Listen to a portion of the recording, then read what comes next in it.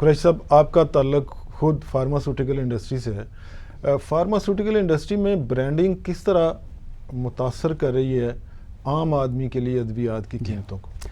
دو concept ہیں. جی ہاں.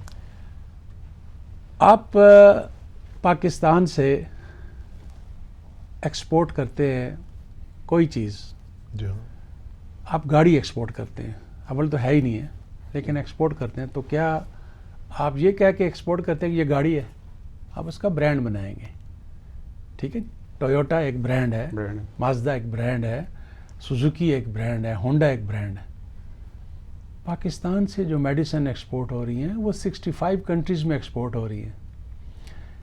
آج کی دنیا میں ملک ترقی وہی کرتا ہے جس کے برانڈ اسٹیبلشڈ ہے.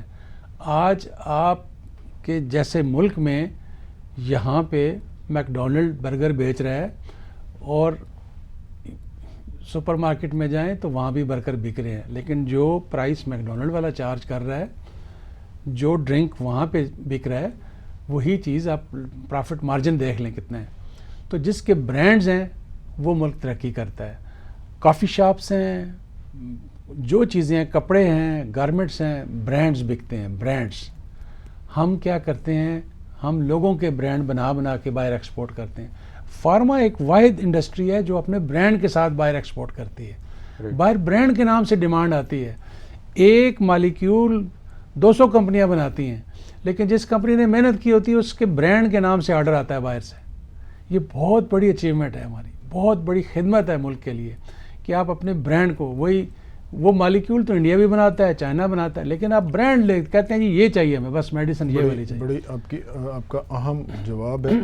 لیکن جو لائف سیونگ ڈرگز ہیں اور جو ہمارے ملک میں غریب لوگ ہیں, اس حوالے سے کیا کہیں گے بطور ماہر آپ؟ دیکھیں, ہمارے انڈسٹری میں جی ہاں, ہم پیراسٹامول لے لیں. پیراسٹامول بنتا ہے, پیراسٹامول کی گورنمنٹ نے کہا تھا کہ 50 پیسے کی ٹیبلٹ ہونی چاہیے.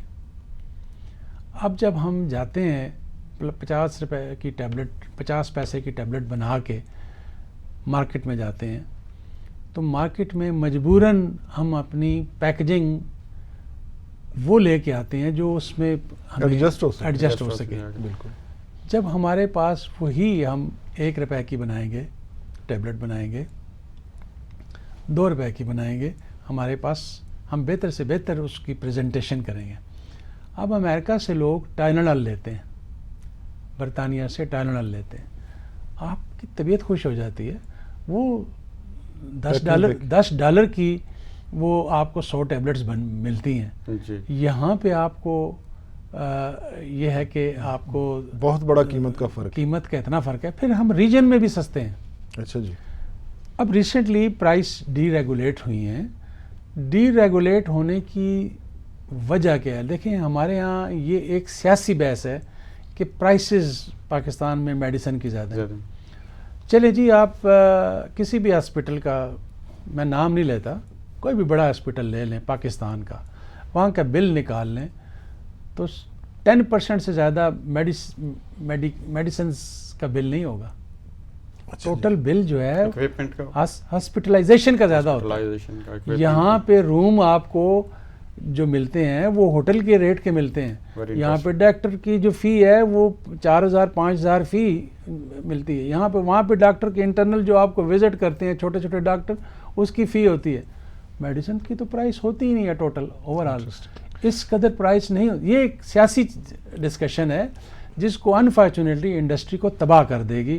اگر اس میں لوگ پرائز کی وجہ سے اپنی کوالٹی کی پریزنٹیشن اچھی نہ کر سکے تو this will be very unfortunate. Life saving drug عام طور پہ مارکیٹ سے غائب ہو جاتی ہیں. کہا جاتا ہے کہ جی فلاں ریجنل کنٹری یہ بنا رہے ہیں, ہم امپورٹ کر رہے ہیں, ہم اب وہاں سے شارٹیج ہو گئی ہے. تو یہ کیا سٹوری, کیا پاکستان میں مینوفیکچرنگ نہیں ہوتی ایسی ادویات کی؟ نہیں, دیکھیں جو بایولوجیکل پروڈکٹس ہیں, کچھ اینٹی کینسرز ہیں, کچھ بایولوجیکل پروڈکٹس ہیں, ان کی پاکستان میں اتنی کھپت نہیں ہوتی تو اس کو امپورٹ کر لیا جاتا ہے.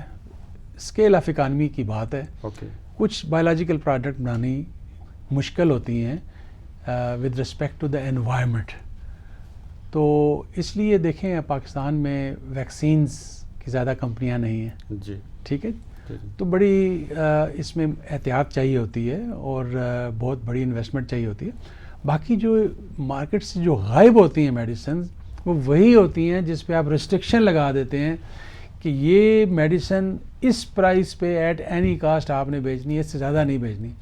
اب ریسنٹ انفلیشن کو لے لیں تو وہ پروڈکٹ بنانے کے مینوفیکچر کو جو کاسٹ ہے وہ سیلنگ پرائس سے زیادہ ہوتی ہے, وہ مارکیٹ میں نہیں سپلائی کر سکتا, لہٰذا وہ مارکیٹ سے شارٹ ہو جائے.